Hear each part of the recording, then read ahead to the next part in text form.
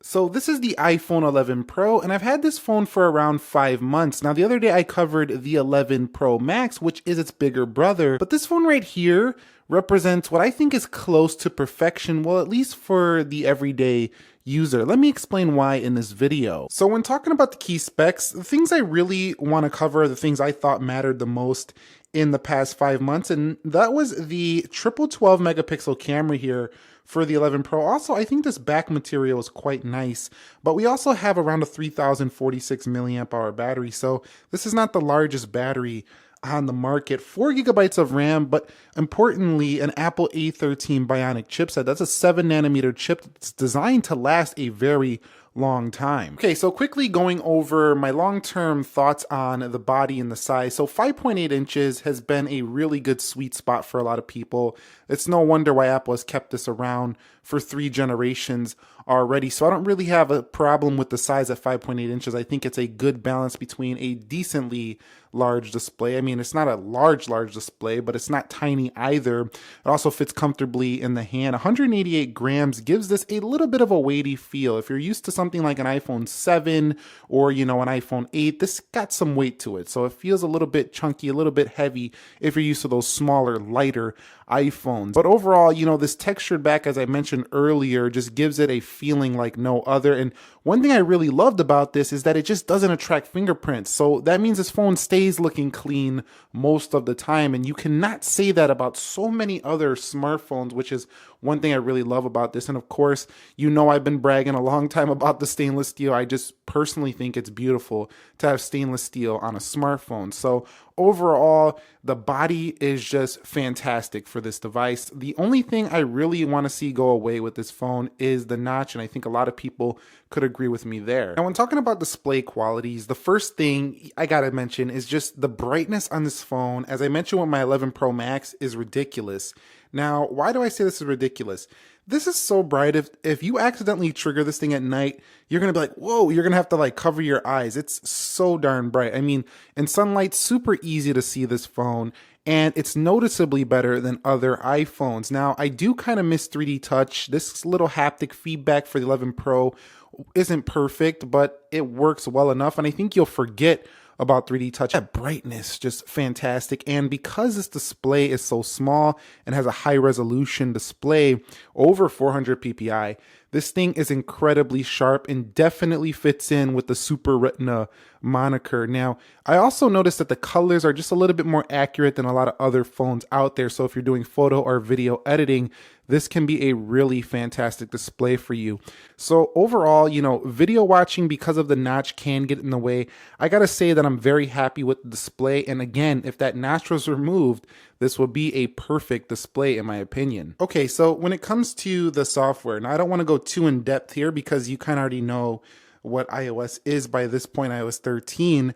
This is running the latest 13.3.1 as of the recording of this video. However, that's going to be upgraded soon to 13.4.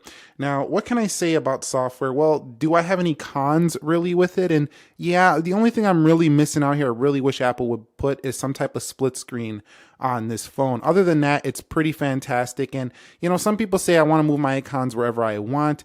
I can agree to some standpoint, but would that actually make iOS look any better? It might actually clutter it up and make it look a little bit ugly compared to what you're used to with this clean look you have with iOS. So on the whole, 13 has been running great after a few updates that this phone got, and the camera got the deep fusion update, so everything, processes very well and gives you a very sharper than, you would even expect type of photo on here. Overall, software is fantastic, and it's going to be updated for so many years to come that this is really not a risky investment if you want to buy the iPhone 11 Pro, except for the fact that this doesn't have 5G. Okay, so in terms of the performance of the iPhone 11 Pro, I've done plenty of speed tests on this phone. The performance on here is just absolutely monster. A13 CPU, 4 gigabytes of RAM, is enough for iOS. However, I will state that Samsung does beat Apple here when it comes to just the RAM. You definitely get some reloads on this phone if you have too much open at once, but really, because you're not able to have many apps open at once, you don't really even notice it that much. So yeah, while they can reload, if you are a power user, you might notice this sometimes, but on the whole, I find applications to just work pretty well, and I don't really find too many reloads happening, but it can happen on occasion if you are really pushing it with many applications. And storage. Now, here's my take on storage. I've been using this phone for a few months now, 5 months, and I'm not out of storage, but that's mostly because I also use the 11 Pro Max, and I got the 256 gig there. I actually deleted some files on here because I used like 47 gigs just recording a few videos with the 11 Pro. So if you guys are buying this phone and you have the intentions to do a lot of video, please do yourself a favor and get the 256 gigs. And here's what brings the iPhone 11 Pro near perfection for me. Not only do you have this really comfortable size, but you have this triple 12 megapixel camera setup. Now in this setup, I will say that the main lens is actually the sharpest lens by far. The ultra wide angle is still a little bit blurry on the edges and it could use some work, but this is a great first attempt, and the telephoto is also not as good as the main camera. However, both lenses do look pretty good and the photos match up well, meaning the color rendition, everything in terms of the results matches up very well. So when you're switching between lenses, you don't really notice it too much. However, what you will notice is the quality is just much better on the main lens, as you would expect. So when taking photos here, you can see very fast, and this has been a pretty useful feature to hold this down for recording. I like that. Also, if you go to the left, you can take burst photos, and one of the great features about this iPhone 11 Pro is that you can frame, when you take the photo, you can go grab some of the other part of the shot if you wanted to get more out of it. So that's pretty nice. And changing your aspect ratios is fantastic for pros. Overall though, that wide angle is really what separates this phone right here. And that wide angle can produce some lens flare sometimes, as you can see right there with the sun. Also, it can be a little bit blurry, but in good lighting, it looks almost like a GoPro, which is fantastic for this phone. Now, that telephoto is also quite useful as well, but again, doesn't look as sharp as the main lens. One thing that got really good for this phone is the selfie camera. It's so good. I mean, the 4K 60 on the front gives this, it gives you a vlogging tool in your pocket. I mean, you can record some amazing video, and people do it all the time. There's YouTubers all over the planet making videos with their iPhone 11 Pro, believe me. Now, you got video right here. You can go ahead and, hit 4K at 60. I like how you can just change the video right there. Of course, you have time lapse, you have panoramic modes.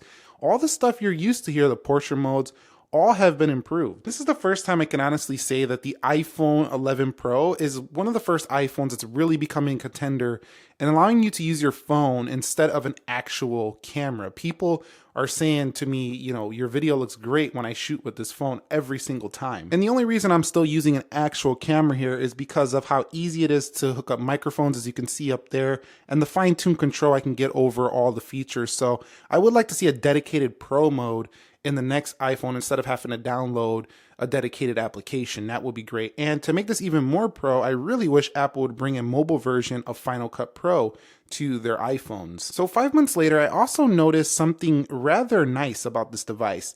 The speed at which Bluetooth devices connect as well as Wi-Fi is fantastic. It's super fast on this device, the fastest I've ever seen on any iPhone. However, I do have to mention that the cellular and Wi-Fi data on here, as I've mentioned many times before, it hasn't been great. And I've been looking forward to this being improved in certain updates, but still, even with all the updates this phone has gotten, it still doesn't match up to the competitors out there. It just doesn't. I just can't be dishonest and tell you that it does.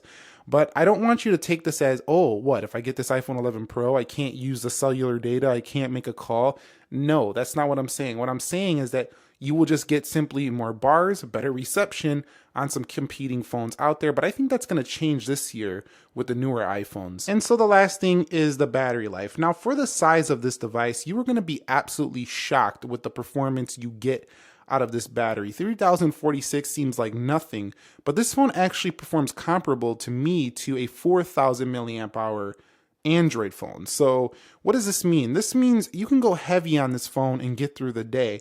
Now, unlike the 11 Pro Max, this one doesn't go 2 days, but you can go heavy on 1 day, definitely making it through the day. Now, some people are going to say, no, I don't make it through, but they're probably gaming. Gaming will destroy any phone's battery life. I'm talking about regular use, opening up your social media apps, doing some messages, making phone calls, using the phone like any person would day to day. It's going to make it. Along with that, having support for fast charging and wireless charging has been pretty awesome for this device. I mean, it's been on some other iPhones already, but it's still nice to have those features available for 11 Pro. And so that's the iPhone 11 Pro long-term review. You can see I'm overwhelmingly positive, and I honestly believe this phone is a notch away from perfection. Like, get rid of the notch and also get a little bit better cellular connectivity. Throw 5G in there. I think Apple needs this more than ever.